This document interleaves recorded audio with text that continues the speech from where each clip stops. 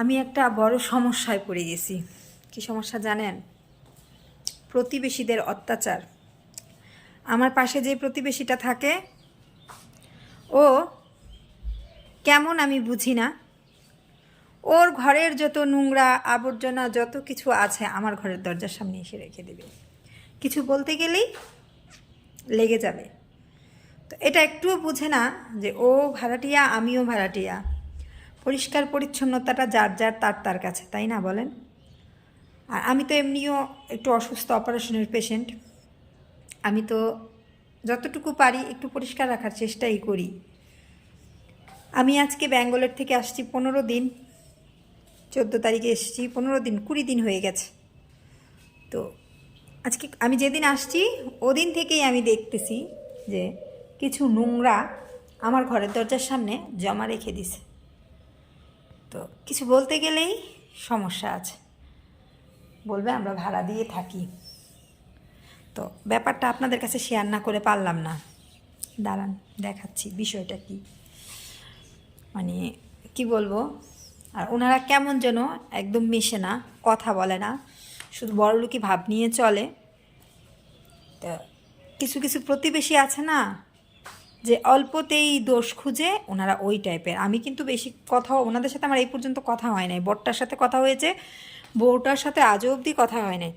বরটা দেখা হলে তাও একটু বৌদি টৌদি বলে ডাকে, একটু কথা টথা বলে। আর বউটা কেমন আমি নিজেও জানি না। আসেন আপনাদের সাথে ব্যাপারটা শেয়ার করি, কি কি রাখছে দেখাচ্ছি। চলেন দেখাই। কারেন্ট চলে গেল।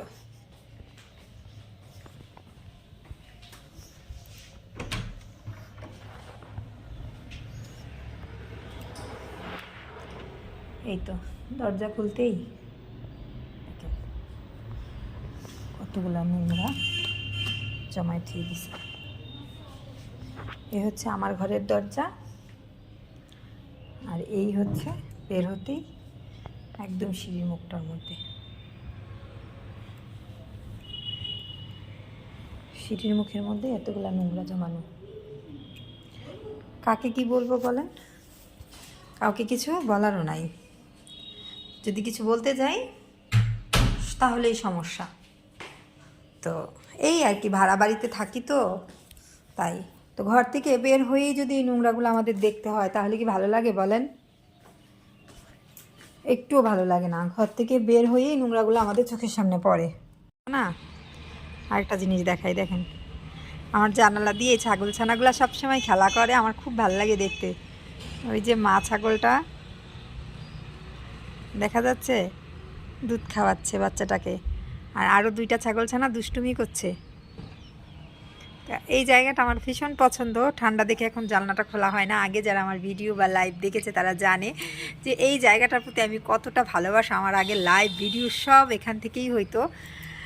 আমি ক্যামেরার সামনে না আসলেও এই জায়গাটা আমার প্রতিদিন একবার হলো আমার ভাই বোনদেরকে আমি দেখাইতাম।